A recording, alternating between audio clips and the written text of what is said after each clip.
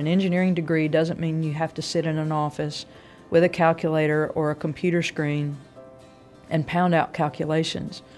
I think there's a lot of careers that require that technical background, but are more people-oriented. I loved project management. I loved designing and building things. And in the end of my career, it actually allowed me to go into general business and manage a P&L and run a company.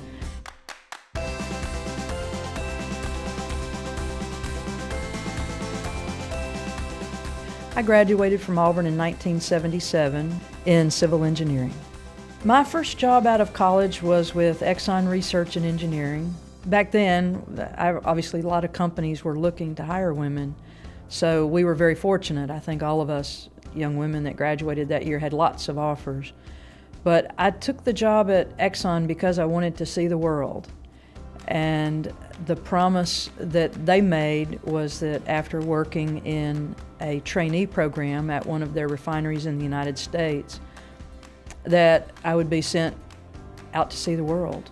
And that's exactly what happened. I spent 2 years at the Bayway refinery in New Jersey, which my mother actually thought was a foreign country. And then I went to Denmark the first time. So it went very quickly. Traveled the world, enjoyed it. Late in my career, the last company that I worked for, and in fact retired from, was the Process Systems and Solutions business unit of Emerson Process Management. The unit that I was responsible for, Process Systems and Solutions, did hardware and software for the Delta V control system. At the time, it was about a $700 million a year business with about 5,000 engineers spread all over the world.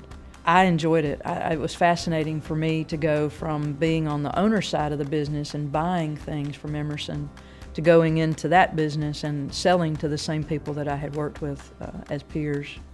Now that I am retired and living in Auburn, it allows me to spend lots more time doing things that interest me with Auburn University.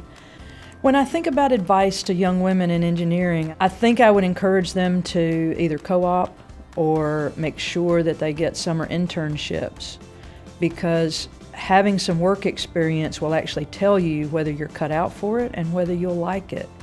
And in theory, it will help you understand those things early enough that you can alter your course slightly if perhaps the discipline you've chosen is not the one that you feel like you can spend your life working in.